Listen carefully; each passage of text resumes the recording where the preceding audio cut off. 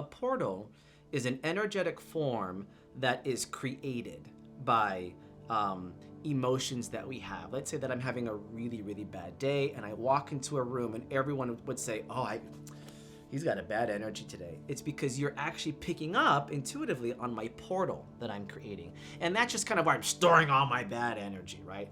Now, that's what a portal is. Portals, unfortunately, kind of like ride our energetic waves, and then when we go into a home or to our workspace or to if you're having a conversation with a loved one but they can feel some bad vibes, it's because I've dropped my portal off and then left it behind, which happens a lot. Now, a portal is different than a vortex. A vortex is something that you stand in where the energy is being absorbed and it's being given off at the same time.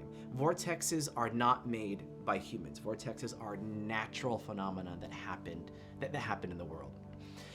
Most intuitives will stay far away from a vortex. I am a very, very curious person. I am drawn to them. So there are many, many instances where I know I'm standing in a vortex because all of a sudden it feels like the world tilts. And it's not vertigo. I know what vertigo feels like, but it feels like the world will tilt. And sometimes it'll happen when I'm on a walk. And all of a sudden the world tilts and I'll understand, got it, I just moved over a vortex. And what I do is I go backwards and I map out how long and how wide this vortex is. And that vortex will usually stay in the same place. Sometimes it kind of shifts a little bit, but it could be terrifying. So for example, you'll go into a place and you'll say, oh, I've got really bad vibes about this place. You are most likely standing in a vortex. That's how most people respond to that. I have found that by moving into a vortex and asking very specific questions, I am given the insight of finding profound bits of information.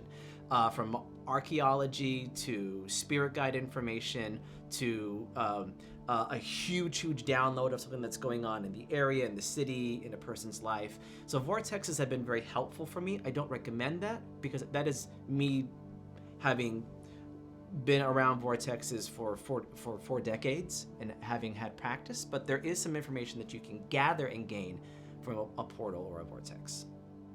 So in my house, being a person who is a seer, I've had to learn a few tricks in order to keep my house safe because when you are a person who sees, everything comes in all at the same time.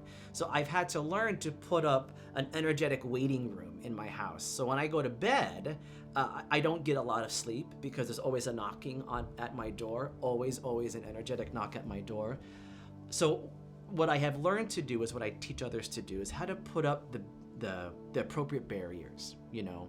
And I think that for a lot of people, they'll say that, you know, I just need boundaries. Well, we do need boundaries, but we need the appropriate boundaries for the appropriate beings that are trying to get our attention. And sometimes they're just trying to get our attention. Sometimes they're frustrated that we're not listening, but sometimes they're not people that are connected to you. Sometimes it's a completely different elemental energy that's coming in. So we do need to have boundaries and protections.